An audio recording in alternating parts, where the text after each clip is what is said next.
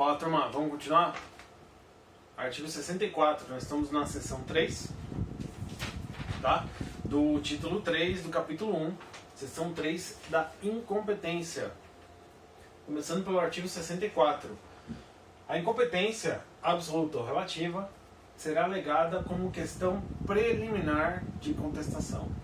Isso aqui é uma grande novidade no novo CPC.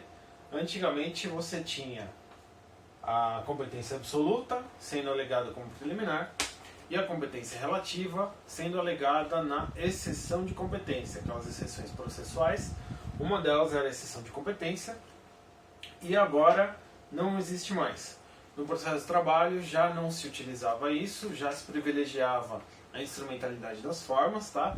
E o CPC adotou essa instrumentalidade dizendo que basta a alegação como questão preliminar da contestação. Então o réu vai contestar, ele vai oferecer, antes ele oferecia dois documentos, né? A contestação e a exceção de competência. Agora ele na mesma peça, no mesmo documento, ele vai preliminarmente dar incompetência relativa e vai alegar o que ele tem para alegar ali, tá? Parágrafo 1º. A incompetência absoluta pode ser alegada em qualquer tempo e grau de jurisdição e deve ser declarada de ofício. Tá? Então, a incompetência absoluta é matéria de ordem pública, não preclui, pode ser alegada em qualquer tempo, qualquer grau de jurisdição e deve ser reconhecida de ofício pelo juiz.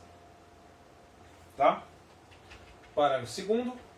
Após a manifestação da parte contrária, o juiz decidirá imediatamente a alegação de competência. Tranquilo. Parágrafo 3º. Caso a alegação de competência seja acolhida, os autos serão remetidos ao juízo competente. Então, acolhi a exceção... ainda estou com a exceção na cabeça, na antiga. Acolhi a alegação de incompetência, vou remeter para o juízo competente. Aqui a gente tem que lembrar de um princípiozinho importante, chamado princípio do competens. Se escreve competens com K e com Z no final. Duas vezes. Competens, traço, hífen, né? Competens. É uma palavra alemã que significa o seguinte: o juiz tem a competência para decidir sobre a sua competência. Tá? Então ele tem as próprias atribuições para se entender competente ou não. Então ele entendeu que ele é incompetente, ele vai remeter para quem ele acha competente. Tá? Parágrafo 4º. Salvo decisão judicial em sentido contrário, conservar-se-ão os efeitos da decisão proferida pelo juízo incompetente até que outra seja proferida, se for o caso, pelo juízo competente. Aqui também tem uma coisa bacana do novo CPC, que é a possibilidade das decisões judiciais do juiz incompetente se permanecerem válidas, se permanecerem eficazes. Tá? No CPC de 73, eram nulas de pleno direito, porque violava a competência absoluta, que é uma questão de ordem pública. Agora não. Agora, os efeitos permanecerão válidos, permanecerão vigentes, né? Até que outra decisão seja proferida.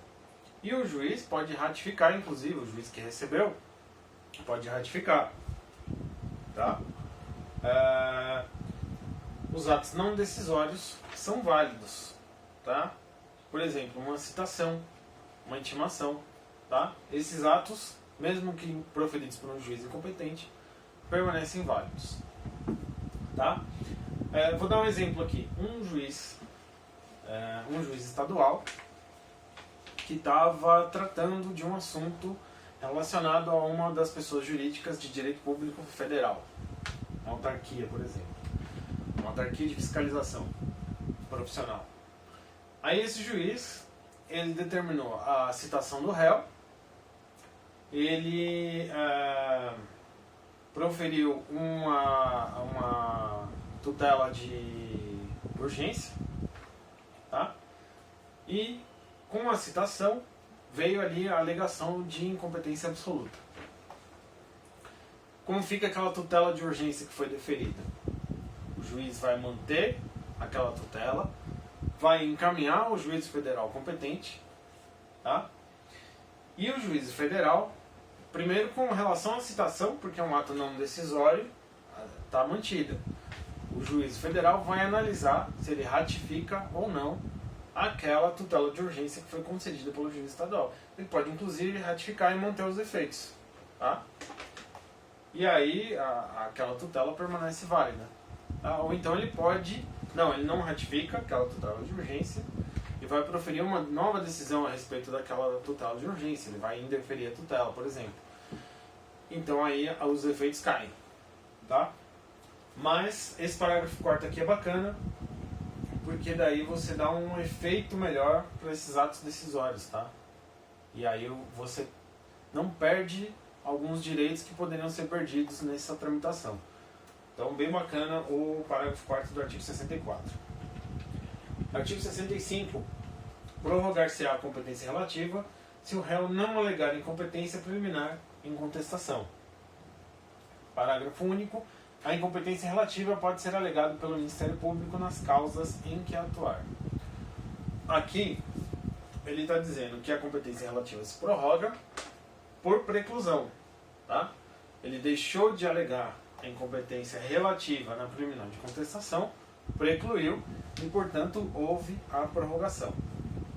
Mas, no parágrafo único, ele já vem e fala: quando for o Ministério Público que estiver atuando, ele pode alegar a incompetência relativa. Se você for interpretar literalmente o que está escrito, ele não falou nada demais. Mas ele precisava ter escrito um parágrafo único aqui para separar o Ministério Público. Aqui, a minha interpretação, a minha impressão do que está dizendo esse parágrafo único é que para o Ministério Público, por conta do seu interesse de custos legis, né? Hoje em dia a gente não fala mais custos legis, a gente fala de guardião da ordem jurídica. Dá até uma coisa para falar isso. Mas enfim, por conta dessa atuação do Ministério Público, para ele não preclui. Tá? Mas falei, toma cuidado, essa é a minha posição. Precisa ver qual vai ser a interpretação dos tribunais, que é a que realmente importa para concurso. Tá? Artigo 66. Agora nós vamos falar do conflito. Há conflito de competência quando 2 ou mais juízes se declaram competentes, 2 ou mais juízes se consideram incompetentes, atribuindo um ao outro a competência, ou 3, entre 2 ou mais juízes, surge controvérsia acerca da reunião ou separação de processos. Então aqui a gente tem o conflito positivo, o conflito negativo e o conflito quanto à reunião ou separação de processos. Tá? Então, um juiz se declara competente, aí o outro vem e fala: não, essa competência é minha. E aí há um conflito positivo, porque os dois se consideram competentes. Afinal, quem é o competente? Porque se um é incompetente, o outro é incompetente. Quem vai decidir esse conflito? 2. Quando 2 ou mais se consideram incompetentes, atribuindo um ao outro. Não, ó, o juiz é aquele ali. Aí aquele fala: não, o juiz é esse que mandou pra mim. Então, é você. Tá? Então aqui é um conflito negativo. E 3, eu quero reunir o processo, traz para mim aquele porque tem uma conexão aqui. Ele fala: não, a conexão é facultativa, vai ficar aqui. Tem uma controvérsia ali, vamos reunir ou não, vamos separar ou não. Então, conflito de competência. Tá? Como que vai resolver isso aqui? Parágrafo único. O juiz que não acolher a competência declinada deverá suscitar conflito, salvo se atribuir a outro juízo. Então, eu vou suscitar conflito, eu não entendi competência, não competente. Tá? Aqui está falando, o parágrafo único trata especificamente da competência negativa, né, do conflito negativo. O juiz que não acolhe a competência declinada deverá suscitar conflito. Então, tem um juiz e ele encaminha para outro juízo, e o juiz de lá fala: não, essa competência não é minha, vou suscitar um conflito. E manda lá para cima. Tá? Salvo se atribuir a outro. Então eu encaminhei para esse juiz, o juiz B, o juiz B falou, não, é o juiz C. Então ele não vai suscitar o conflito, ele vai mandar para o C. Tá? Então, próximo vídeo nós vamos falar do capítulo 2. Faltou uma coisa importante, o conflito de atribuição.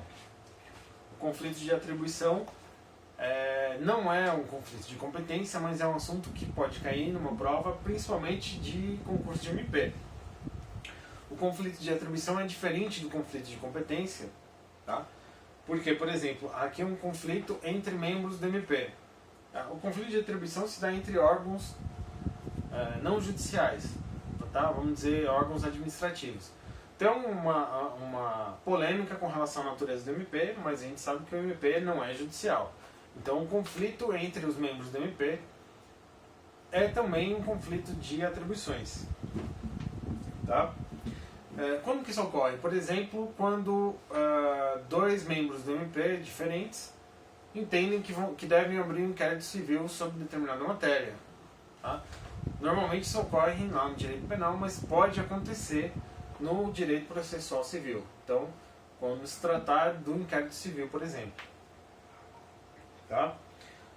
Como se resolve isso? Vamos dizer que dois membros do Ministério Público do mesmo Estado se consideram competentes ou se consideram incompetentes. Quem resolve é o Procurador-Geral de Justiça, tá? O chefe do MP dentro daquele Estado. Quando você tem um conflito de atribuições dentro do mesmo ramo do Ministério Público Federal, aí quem resolve é a Câmara de Coordenação e Revisão do Ministério Público Federal. Agora a questão interessante é quando você tem o Ministério Público do Estado em conflito com o Ministério Público Federal, ou quando você tem um ramo do Ministério Público da União em conflito com o outro ramo do Ministério Público da União. Tá? Por exemplo, o Ministério Público do Trabalho contra o Ministério Público Federal, ou o Ministério Público do Distrito Federal e Territórios contra o Ministério Público Federal. Como que acontece isso? Como que se resolve isso? Vai ao PGR, ao Procurador-Geral da República. E quando você tem o Ministério Público de um Estado em conflito com o Ministério Público de outro Estado. Essa aqui é a grande questão, né? A questão pegadinha. Antigamente, quem decidia isso era o STF, porque se consideravam os conflitos entre os Estados e tal. Hoje em dia não. Hoje em dia o STF considerou que o Ministério Público é uno, que o Ministério Público é indivisível e que, embora situados em estados diferentes, o Ministério Público é um só, e por ele ser um só, quem vai decidir esse conflito é o chefe do Ministério Público, o Procurador-Geral da República. Tá? Um dos argumentos, além desse da indivisibilidade, é também a súmula 150 do STJ aplicada analogicamente. Tá? Se não me engano, foi o ministro Fux que adotou esse argumento. O que diz a súmula 150, para a gente lembrar, é que compete ao juiz federal decidir se tem um interesse da União na causa. Tá?